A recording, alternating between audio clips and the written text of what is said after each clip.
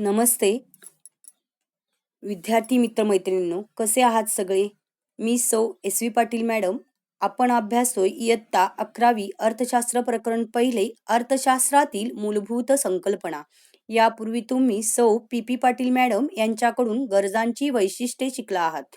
गरजांची वैशिष्ट्ये एकूण 7 आहेत. 1. अमर्याद गरजा.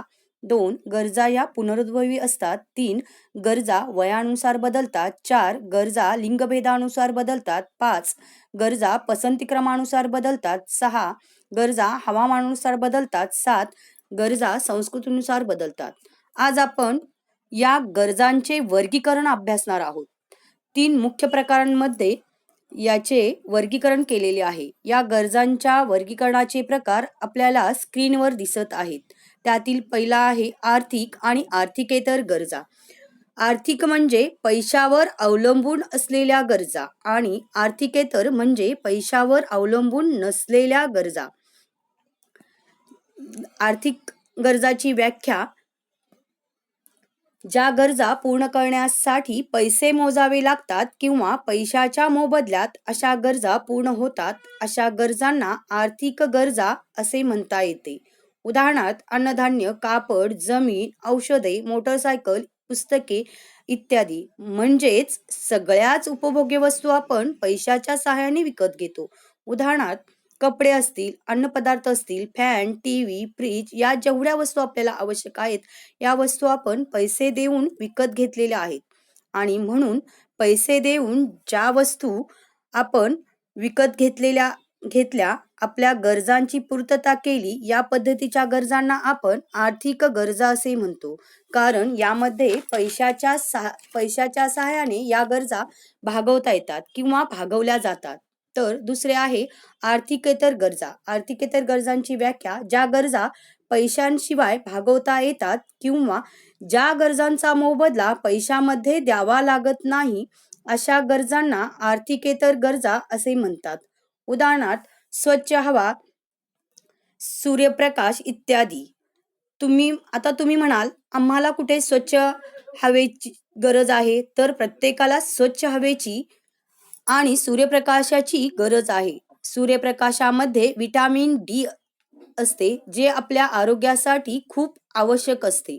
बऱ्याच वेळेस डॉक्टर आजारी पडल्यावर विटॅमिन डीच्या गोळ्या देतात. तर तेव्हा विटॅमिन डीच्या गोळ्या तुम्ही विकत घेतल्या तर ती आर्थिक गरज झाली, कारण पैसे देऊन विटॅमिन डी विकत घेताय.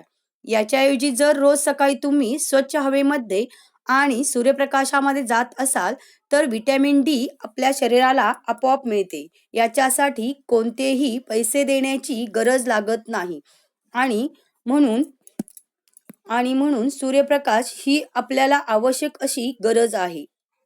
ती आपण विना पैशाची मिळवतो. म्हणून या सूर्यप्रकाशाचा समावेश आर्थिकेतर गरजांमध्ये करण्यात आला आहे. आणि पुढे नंबर 2, वैयक्तिक गरजा आणि सामूहिक गरजा.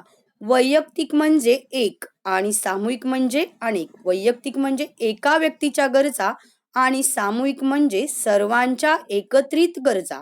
वैयक्तिक गरजेची व्याख्या: ज्या गरजा वैयक्तिक पातळीवर पूर्ण केल्या जातात त्यांना वैयक्तिक गरजा असे म्हणतात.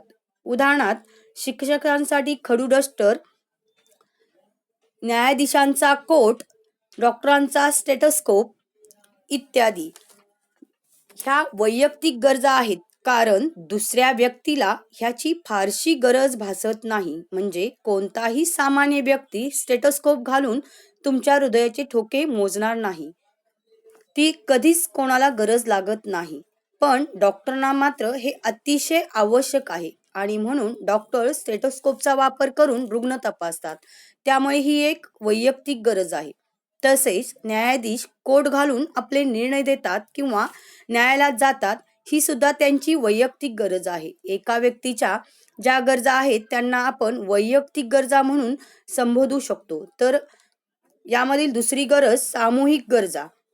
सामूहिक गरजाची व्याख्या: ज्या गरजा सामूहिक पातळीवर पूर्ण केल्या जातात किंवा ज्या गरजा सामाजिक असतात, अशा गरजांना सामूहिक गरजा असे म्हणतात. उदाहरणार्थ रेल्वे, रस्ते, प्रवास, मंदिरे, वीज पुरवठा इत्यादी. Railway, ST. बस यामध्ये एका व्यक्तीची गरज नाही आहे. रेल्वेची गरज सर्व समाजाला आहे. म्हणजे कमी पैशामध्ये एका ठिकाणाहून दुसऱ्या ठिकाणी जायचे असेल तर व्यक्ती रेल्वेला पहिली पसंती देतो. कारण रेल्वे ही सामाजिक गरज म्हणून त्याकडे बघितली जाते. ही सामाजिक सुविधा आहे आणि म्हणून सर्वांनाच रेल्वेची गरज आहे. म्हणजेच रेल्वेची गणना आपण सामूहिक गरजांमध्ये करू शकतो. आणि तिसरा भाग शेवटचा, जीवनावश्यक, सुखसोयीच्या आणि चैनीच्या गरजा. जीवनावश्यक म्हणजे ज्याच्याशिवाय आयुष्य जगता येणार नाही. सुखसोयीच्या याचा अर्थ आपल्याला आपला राहणीमानाचा दर्जा थोडा उंचावायचा असेल, सुखाची प्राप्ती करायची असेल तर सुखसोयीच्या गरजा आपण घेऊ शकतो. आणि चैनीच्या गरजा म्हणजे सुखसोयीच्या वरती जाऊन आपल्याला समाजात प्रतिष्ठा मिळावी किंवा आपल्याकडे बघण्याचा लोकांचा दृष्टिकोन बदलावा यासाठी आपण चैनीच्या गरजा करत असतो.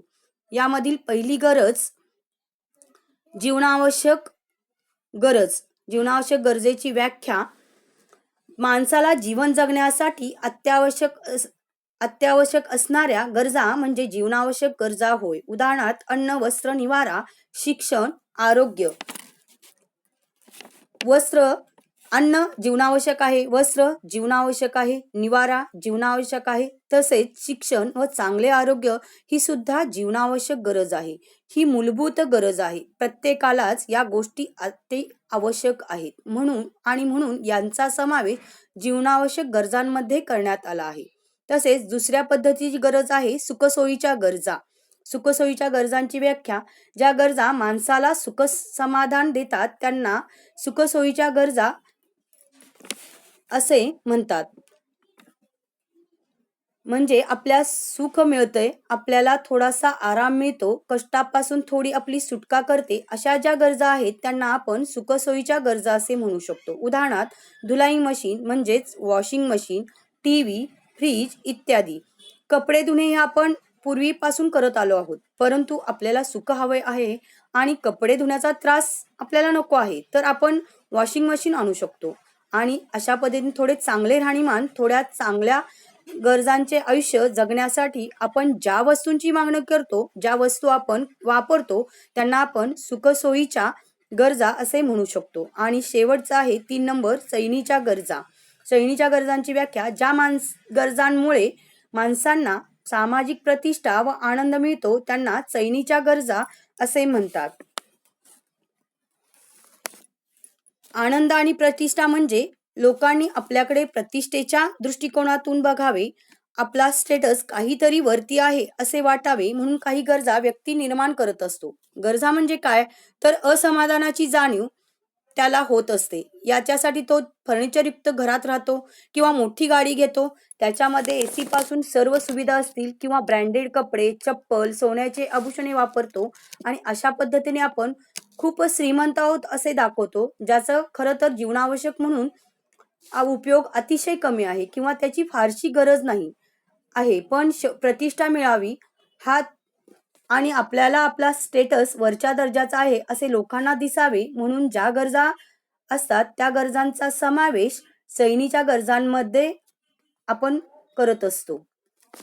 या लेक्चर बरोबर, व्हिडिओ बरोबर आम्ही नोट्स पाठवत आहे, त्या नोट्स तुम्ही वहीमध्ये लिहून घ्याव्यात. धन्यवाद.